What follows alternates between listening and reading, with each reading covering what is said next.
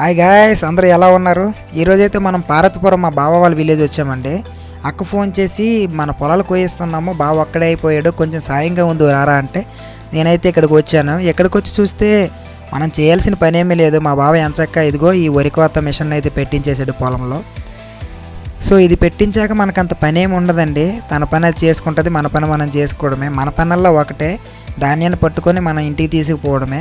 కాసేపు machine ఎక్కేసా timepass అవ్వట్లేదని వాడితో సరదాగా కాసేపు మాట్లాడా. వాడికి తెలుగు సరిగా రావట్లేదు, నాకు హిందీ రాదు.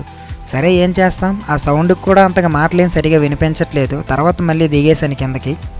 ఇక ఆ తర్వాత ఇగో ఈ ట్రాక్టర్లో ఆ ధాన్యాన్ని మొత్తం లోడ్ చేయించుకొని ఇక దాన్ని మనం ఇంటికి తీసుకుపోవడమే, అంతేనండి. యంత్రాలు వచ్చి నుంచి మనకి ఈ ప్రాసెస్ అంతా చాలా ఈజీ అయిపోయింది కదా గైస్. ఈ వీడియో నచ్చితే లైక్ చేయండి. ఇంకో వీడియో పెడతాను పార్ట్ 2లో, చూడండి. Thanks for your watching.